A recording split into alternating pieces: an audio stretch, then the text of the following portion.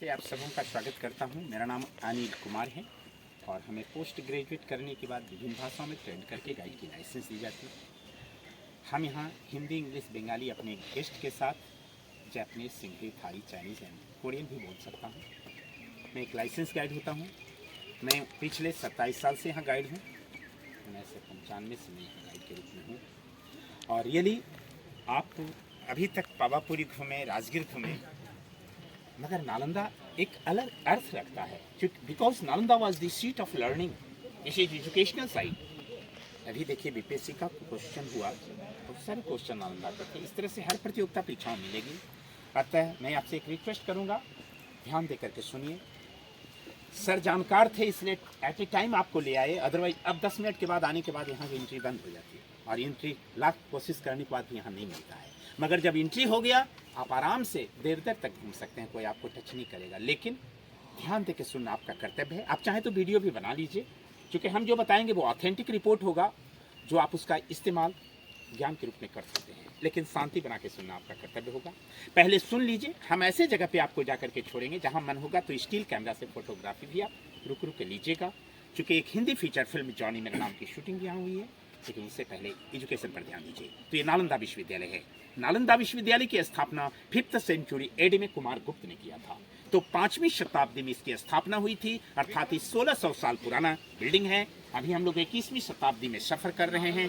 कुमार गुप्त इसके फाउंडर थे। 7वीं में हर्षवर्धन, 9वीं में राजा देवपाल ने भी इसका विस्तार किया था। इसकी एरिया 10 किलोमीटर लंबी और 5 किलोमीटर चौड़ी थी। यहाँ पे 10,000 विद्यार्थी, 1,500 प्रोफेसर अध्ययन और अध्यापन के कार्य में लगे हुए थे।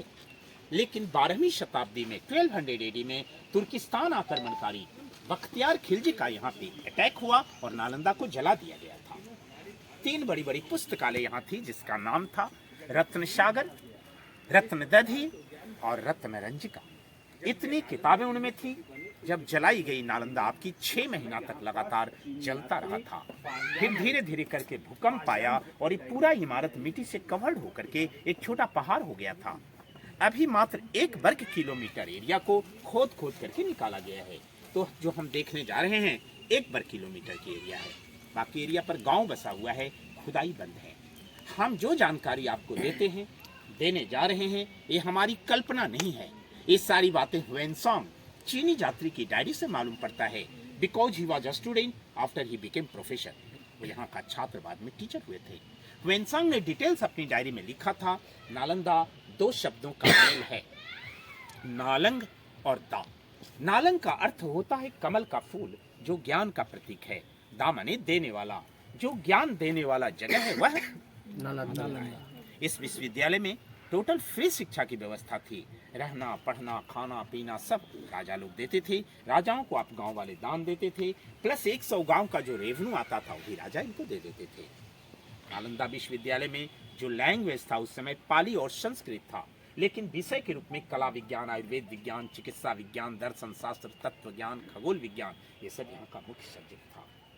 नालंदा विश्वविद्यालय में 700 साल तक पठन पाठन हुई, जिसमें 17 बड़े बड़े स्कॉलर हुए, जिनका नाम रहा नरोपा, तिलोपा, शांति देवा, शांति रक्षिता, आर्य देवा, वसुबंधु, असंगा, धर्मकीर्ति, सुविष्णु, शीलभद्रा, अतीश दीपंकर, बेरोचना, ये सब बड़े बड़े स्कॉलर थे।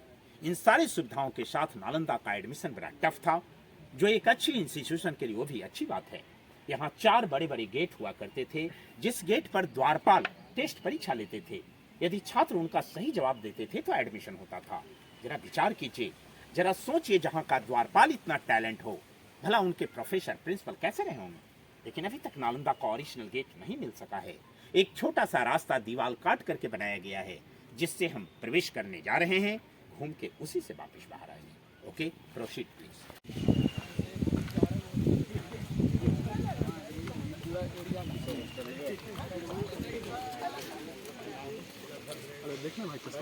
हेलो गाइस,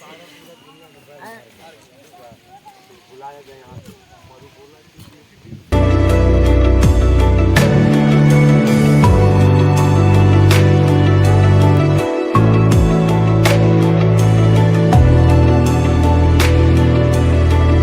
हर हॉस्टल के प्रवेश द्वार पर इधर भी और इधर भी दोनों तरफ में भगवान बुद्ध का मूर्ति होता था, लोग अंदर जाते थे या बाहर आते थे मूर्तियों को नमस्कार करके। इनका मंत्र होता था नमो तस्य भगवतो अरहतो सम्मा संबुद्धस्य बुद्धं शरणं गच्छामि धम्मं शरणं गच्छामि संघं शरणं गच्छामि। ये सब पत्थर पिलर के लिए था जिससे इनकी छतें टिकती थी। इसमें 75% जो कंस्ट्रक्शन आप देखते हैं एकदम ओरिजिनल है, नो डाउट, लेकिन वो 25% बाद का है जिसमें ऊपर से सीमेंट लगा हुआ है। जरा देखिए ओरिजिनल वाला, लगता ईंट के ऊपर ईंट चिपकाया हुआ है, कोई मटेरियल दिया नहीं गया है। जबकि चूना, सुर्खी माटी, बेल का रस, गुड़, लाल मिट्टी, गुड़, उड़द की दाल लगाई जाती थी। देखिए बाबू, जो नया है वो पुराना लग रहा है, जो पुराना है वही नया लग रहा है, मीन्स ओल्ड इज गोल्ड। ये ओरिजिनल व्यवस्था थी। और ऐसा 108 हॉस्टल था। हम लोग जो 108 एक रिलीजियस माला लगाते हैं, इनका भी बेसिक कंसेप्ट ही था। 108 लोगों की पूरी व्यवस्था हम लोग देखेंगे, जिनके लिए 2 कॉमन बाथरूम होता था। This was use for take bath but toilet in open area. ये दोनों स्नान घर है। हर आंगन में कुआं है, वहां से जल ला करके लोग स्नान करते थे। कितनी हार्ड लाइफ थी आप सोच सकते हैं। इनका ड्रेनेज सिस्टम देखेंगे। इसका जो कॉन्सेप्ट आया है हड़प्पा मोहनजोदड़ो जैसा है। ये उधर 3 इंची से शुरू हुआ है नाली, यहाँ आकर के 30 इंची गड्ढा हो गया है, लेकिन सीमेंट बाद में दिया गया है, सिस्टम वही है। ये आपकी ओरिजिनल दीवार है, ये बाद का है। दोनों में कितना फर्क है आप खुद इसको देख सकते हैं। आइए।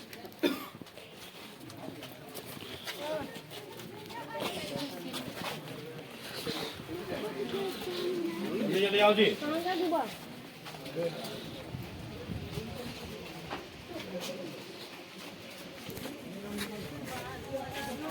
जल्दी जल्दी आओ।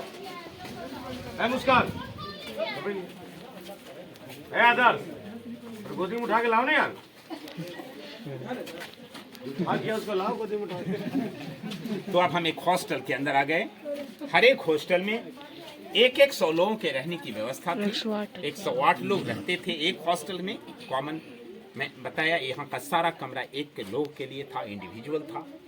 हर 7 पे एक टीचर थे, हर 7 बच्चों के लिए रेशियो था 7:1।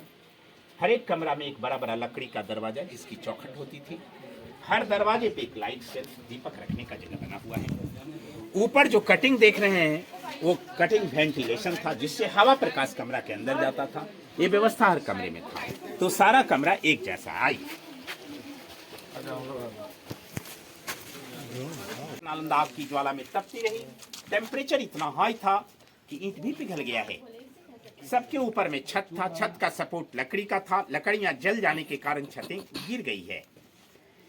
नालंदा विश्वविद्यालय में सबसे बड़ा खासियत था, यहाँ फ्री एजुकेशन था। यहाँ रहना, पढ़ना, खाना पीना सब राजा लोग देते थे। राजाओं को आप गांव वाले दान देते थे, प्लस 100 गांव का जो रेवन्यू आता था वो भी राजा इन्हें दे देते थे। तो आइए हम लोग हॉस्टल के अंदर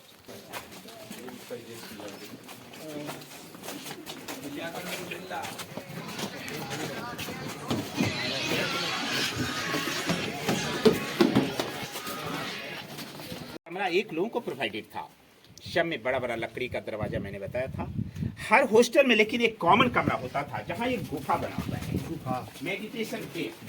this is for complete concentration, ये शांति के लिए था। ये सिस्टम हर एक कमरे में नहीं होता था, हर हॉस्टल के किसी एक कमरे में था। इसकी ऊंचाई इतनी है, लंबाई आगे तक है वहां तक, जिसमें एक बार में एक आदमी अंदर बैठ करके ध्यान कर सके। This is for complete concentration. पूरा मट्टी है भाजी, ईंटा उठा गिरल है।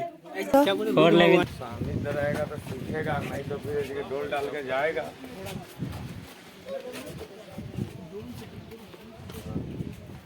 हर एक हॉस्टल का अपना आंगन, क्लासरूम होता था। ये लेक्चरल स्टैंड है जहां से टीचर इन्हें टीच करते थे।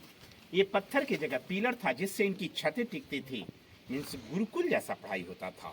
बगल में ये देखिए बाबू, चूल्हा बना हुआ है। अभी भी देहातों में बड़ा बड़ा फंक्शन होता है, ऐसा ही चूल्हा बनता है।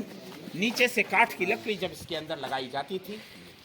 जब यहाँ क्लास चलता था लोग वहाँ प्रैक्टिकल करने जाते थे, मैंने अष्टधातु की मूर्तियों को जोड़ते तोड़ते गलाते थे। सुबह शाम लोग खाना बनाते थे, जाड़े के मौसम में हाथ सेकते थे, और बाकी समय में लोग आयुर्वेदिक दवाई बनाते थे। इस तरह से रहना, पढ़ना, खाना, पीना सब छात्रावास के अंदर होता था। जब यहाँ खाना बनता था ये प्लेस डाइनिंग हॉल के रूप में इस्तेमाल होता था। विदेशी लोग कहते हैं हम लोग बहुत एडवांस हैं, लेकिन आपकी टोटल टेक्नोलॉजी ले गए हैं। टोटल टेक्नोलॉजी आपकी है। ये 2 स्टोर रूम था, गोदाम, जहां वो चावल रखते थे। इनके छत की बनावट आप देख रहे हैं, कमानीदार है। कोई वहां पे सपोर्ट लकड़ी का नहीं है, यही कारण है छत जस का तस टिका हुआ है। ये दोनों गोदाम था। वो कुआं था जल की सुविधा के लिए कोना में। गोदाम के ठीक सामने में यहाँ भगवान बुद्ध की विशाल मूर्ति होती थी। इस मूर्ति को लाइटेड करने के लिए 2 पत्थर लगाया गया था, जो देखने के लिए पत्थर साधारण लग रहा है, लेकिन रियल साधारण है नहीं। You see it is glazing now, it is sparking now. देखा आप सभी लोगों ने, सभी लोग देख रहे हैं ना? देखिए अभी इसमें कितना शाइनिंग है, कितनी चमक है। तो ये रियल में माइका स्टोन है। ये अब्रक का पत्थर है, जो कोडरमा, झारखंड में कोडरमा की पहाड़ियों में एक जगह है अब्रखा, जहाँ पाया जाता है, वहां से लाया गया था। यहाँ पे कॉपर प्लेट लगाया गया था। इस पर जब इस पे सूर्य या चंद्र किरणें पड़ती थी, लाइट सीधा मूर्ति पे रिफ्लेक्शन होता था, means just like mirror system. कितनी अच्छी टेक्नोलॉजी आज से 1500 साल पहले थी, इसका अध्ययन आप यहाँ के मटेरियल से बना। So we are standing on the floor of Nalanda. हम फ्लोर पर खड़े हैं। ये बड़ी बड़ी ईंटें गुप्ता डायनेस्टी की है। ईंट का टुकड़ा चूना सुर्खी माटी, ये दूसरा हर्षवर्धन डायनेस्टी का है, और ये छोटी ईंटें जो है वो पाला डायनेस्टी की है। 3 डायनेस्टी में नालंदा का डेवलपमेंट हुआ, 5th, 7th and 9th century. एक गौरव की बात है, 1 जनवरी 2017 को भूटान की महारानी का 3 साल का बच्चा नालंदा घूमने आया था। ये पूरे दुनिया में वायरल न्यूज हुआ था। वो बच्चा नालंदा की पूरी कहानी कहते हुए यहाँ आया। यहाँ आने के बाद ऊपर जाने के लिए रिजेक्ट हुआ। जब ऊपर गया तो ऊपर वो कोना के कमरा को उसने बताया, ये हमारा कमरा है और 824 साल पहले मैं यहाँ रहता था और मेरा नाम बेरोचना था। हकीकत क्या है नहीं कहा जा सकता, लेकिन पूरे बुद्धिस्ट कंट्री के लोग 100% उसे सत्य मानते हैं, क्योंकि उतना छोटा बच्चा झूठ भी नहीं बोल सकता। He was explaining about rebirth, पुनर्जन्म की चर्चा करता है।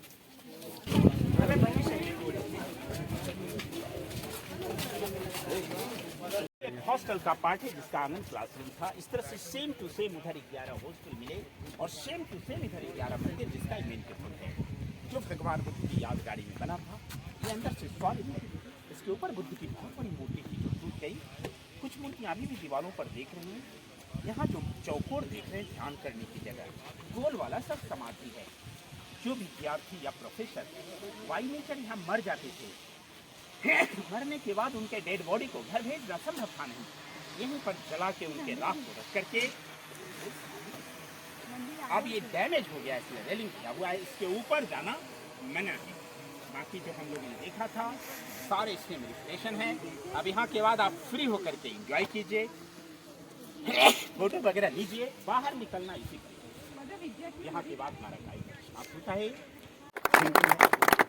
ये बात तो सच है। Thank you. फोटो खींच।